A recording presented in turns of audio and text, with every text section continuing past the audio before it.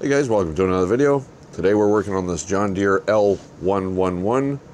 I'm doing a whole bunch of stuff on this tractor. I'm not filming any of it other than the steering repair. So it's very common for these John Deeres as they age. The gears on the steering start to skip, so you get a snapping noise in the steering and it doesn't turn, and eventually it'll wear to the point where it doesn't turn at all. That's where this one is. So there's two gears that are wearing. There's the pinion, which is a round gear on the end of the steering shaft. That's what mechanically is linked to the steering wheel. And then there's a sector, which is like a half moon shaped piece that's what changes the lengths of the tie rods to make the steering steer. So anyways, you can buy parts individually from a dealer. You can buy parts on Amazon. I didn't buy it from Amazon. I got it from my supplier. I bought a whole kit. It's a repair kit, a steering gear kit. Actually, I've got it here. I happen to get this one from Stens. And for this 111, let's see if we can get a part number here for you. These are the John Deere part numbers it replaces. That's this 111. There are differences in the LA series, the L series, the GX series tractors. They're all different, so make sure you get the right kit for your machine. I started taking it apart a little bit. Well, basically I've got the pinion off and I've got the one bolt off the sector. But I'm going to try and wedge you guys underneath there with me and see if we can film this. And it shouldn't be too hard. I think the hardest part is going to be to get some of the fasteners, because everything's contained up in the frame. So stand by a couple seconds and I'll get things reorganized, get you under the tractor with me, and we'll see what happens here.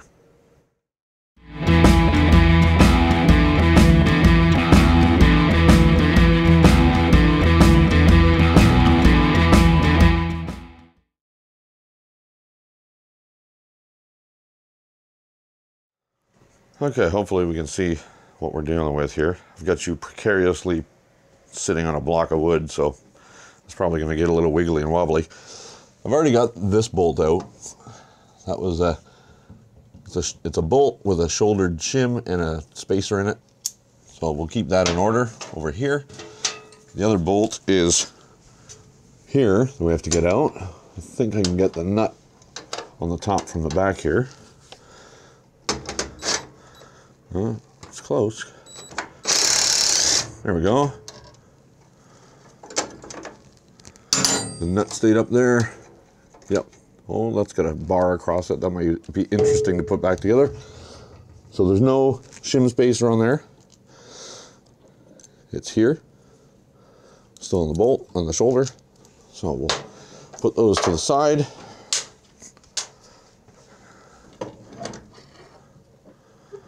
And now we're looking at the sector. Let's see if you're still seeing what I'm seeing. The half moon shape is the sector. No, you're not seeing diddly squat. Now we got to get our tie rod ends off. This is the wrong side of the table. The window over there, the window over there is playing havoc with our lights here. So we're gonna get that nut and this nut off, and then the sector would drop out. So I'm going to go ahead and do that. You got to hold it with a wrench here on that flat. You have to hold that and then spin the nut off, and then the tie rod will drop out. Let's see if I can get you back here maybe. Sheesh. Lighting is terrible back on this side. We'll go to this side. This is not a bad little unit. Little tractor.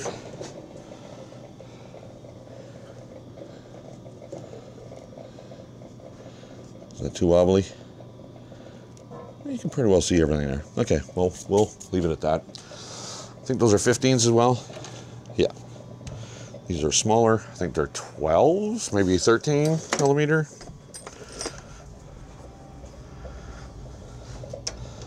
$13 will do it. Take this one off.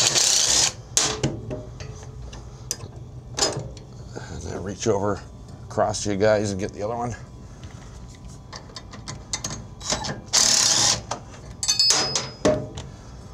These do only go on one way. They are beveled. These teeth are beveled down, so. Oh, that's mangled.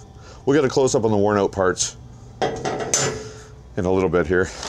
We'll get into my kit.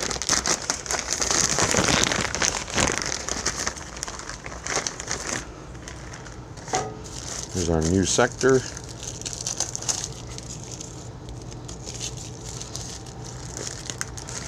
It may not be absolutely identical to the old one, but we're going to put them up side by side and see. Make sure all the holes that are in the old one are in the new one, and that they're in the same position, and that they have the same number of teeth. This one appears to be a very nice reproduction of the original.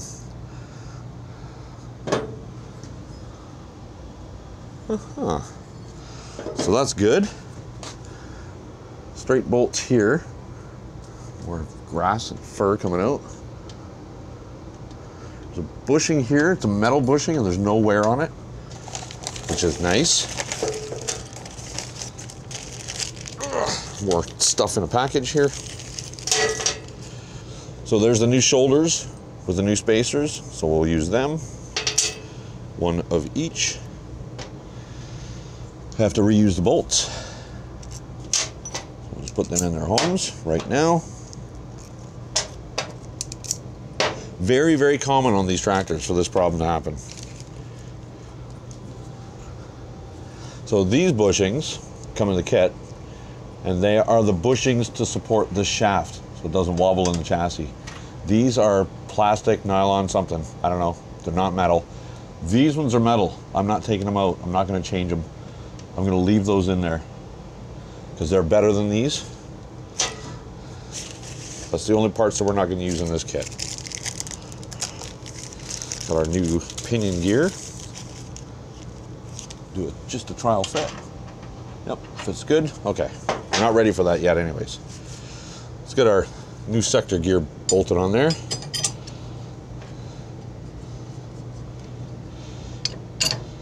This is a nice, easy repair. The kit, I believe, where I'm at, this kit retails at $102 or so. Yeah, about that. $102. That's not too bad. Get on there.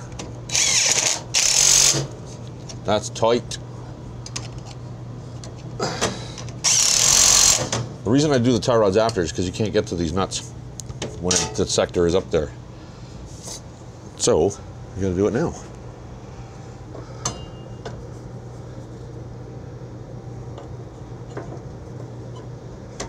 Okay. Up in your position. I'm not gonna pre-grease this stuff, but I am gonna spray a lot of spray grease up in there after we're done bolting everything together. We'll just throw that there. Let's get that top nut on there. It's hard to reach. Over the tie rods, under the chassis, under the engine, it's greasy, oily. That's there. Let's get our back one in there. The nut is up here somewheres. Yeah, I'm blocking the view. Oh, this one's not so easy to reach.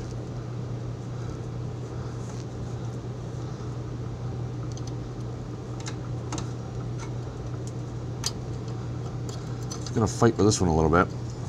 Oh, I think we got it. Yup, we got her. Okay, we'll zip them back on there.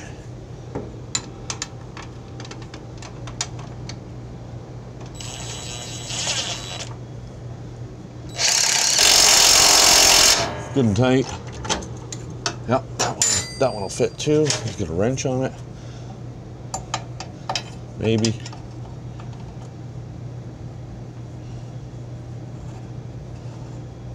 It's in there somewhere. Oh, had her. Good and tight. Okay. That used to flop down around a lot of wear in it. And these pinions on the LA 130 I just had in the shop earlier, this gear is longer and that sector rides in a certain area on the gear and it wears it out. The LA that I had in here was fine, but you would think, oh, I'll just take it, flip it over, and put it back on, and it'll ride in a different spot and give it some fresh meat, but it doesn't work like that. because I tried. If you look at this end, it's got the big spline. That's what goes up into the steering shaft. But this end is captured, it's closed. It won't go on the splines. It only goes this way. That's it. Only goes one way. So before you put this on, you want to try and center your steering wheel, because this will determine where the John Deere logo is. So I'm just going to eyeball the steering wheel in the center. If I was smart, I would have drawn a center line across here and put a mark on the tooth that was a middle tooth, but you know, hindsight is 20/20. I could count teeth. 2, 3, 4, 5, 6, 7, 8, 9, 10, 11, 12, 13, 14, 15, 16, 19, 20, 25. So what's that make it? 12 and a half?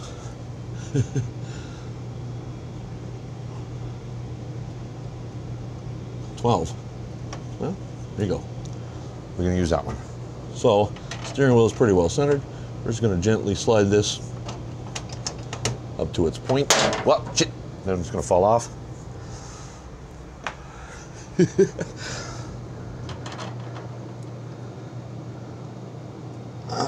come on. Now it moved all over the place. Steering wheel's still straight.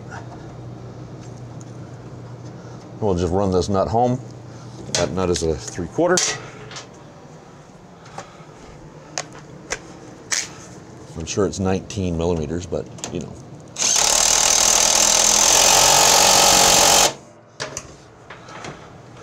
Look at that, she turns.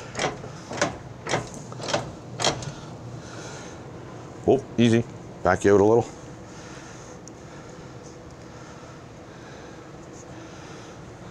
Well, still not backed out enough, but anyways, before, this tractor would not even turn. Even sitting on the hoist with no pressure on the tires, it would just wobble everywhere. Steering would just spin and it wouldn't catch. But she steers now. Perfect. That's as simple as it is for this anyways. Here are the 2 bushings we're not going to use.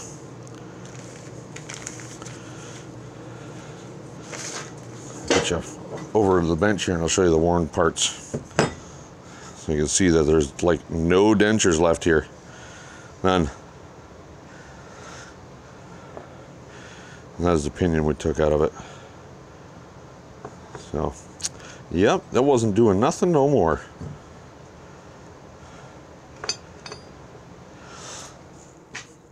All right, well again, that part number for this particular unit, this L111, this is the part number here that I looked up for the tractor, the BLE number. Yeah. That should fix this one up nicely. Thanks for joining me, guys. Don't forget to give me a thumbs up. Click that subscribe button, it's free. If you do click subscribe, dingle that bell, it'll notify you when I upload new videos. Until the next one, take care.